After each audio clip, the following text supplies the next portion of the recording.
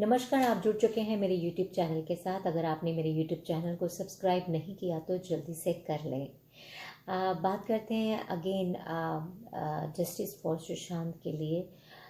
प्यार, पैसा और नशा, इन तीनों चीज़ों ने ले ली है जान सुशांत सिंह की। जी हाँ, एक सीधा साधा पढ़ा लिखा इंसान, सेल्फ मेड इंसान, जिसने अपने बलबूते पर कामयाबी हासिल की, हंसता मुस्कुराता हुआ चेहरा इन चीज़ों के धोखे में चला गया। जी हाँ, अगर ऐसा ही हमारे समाज में होता रहा तो मुझे लगता है कि प्यार करने से भी हर इंसान डरने लग जाएगा,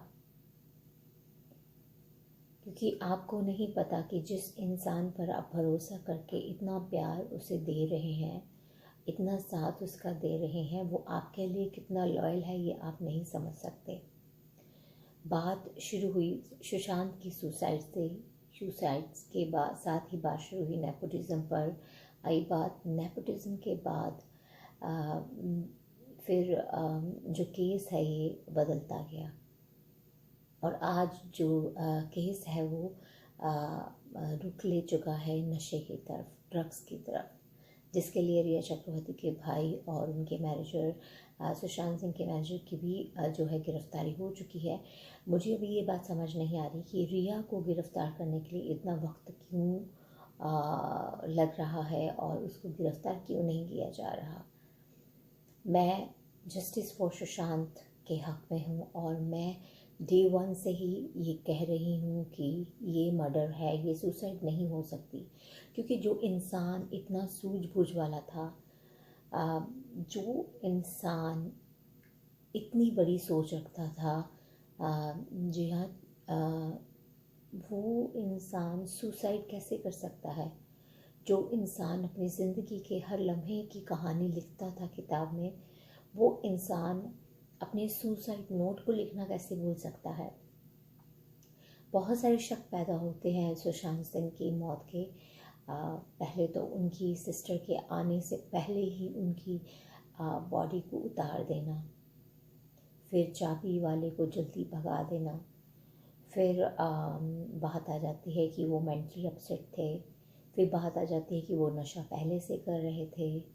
अगर नशा वो पहले से कर रहे थे और अगर रिया बोल रही तो मैं छुड़ाना चाहती थी, उसका नशा उनको हेल्प कर रही थी, लेकिन वो नहीं छोड़ पा रहे थे। अगर नहीं छोड़ पा रहे थे तो फिर आप करने लगे क्या, जो आपकी चैट से ये सारा कुछ बरामद हुआ है कि आप नशे की डिमांड कर रही हैं, नशा मंगवा रही हैं अपने भाई से, वो भी सुशांत के लिए। आप कैसे प्यार कर सकते हैं उससे, अगर आप ये सब उसके लिए सोच रही थी और उसके लिए ये सब प्लान कर रही थी। You are the mastermind. So ऐसे बहुत सारे शक पैदा होते हैं।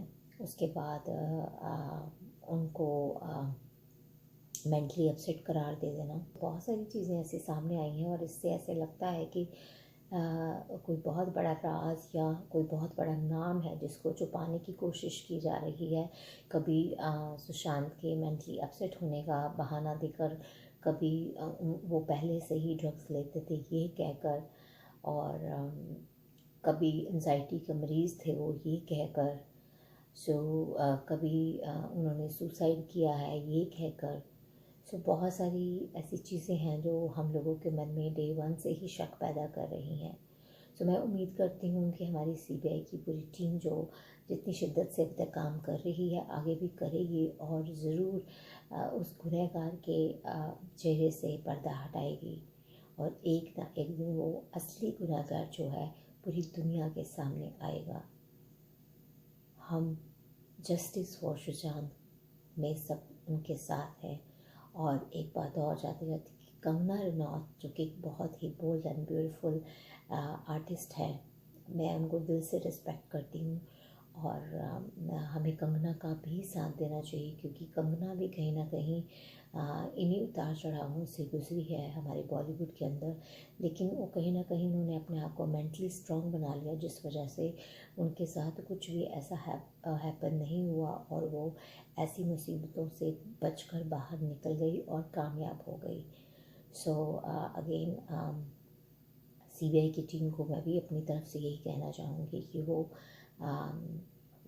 इसी तरह से ईमानदारी से और इसी तरह से काम करती रहे और हमें ज़रूर सुशांत के असली गुनाहगारों के साथ रूबरू करवाई। और बाकी लोगों से भी मैं यही कहूँगी, उनके फ़ैन से, फॉलोअर से, ऑल ओवर द वर्ल्ड, कि आप लोग जिस जुनून के साथ इस केस के साथ जुड़े हुए हैं डे वन से, जिस तरह से आप कुछ ना कुछ नया लाकर शेयर करते हैं सोशल मीडियाज़ पर, उसी तरह से आप करते रहें और मेरे साथ भी जुड़े रहें। और thank you so much again, and I support Sushant, and I want justice for Sushant.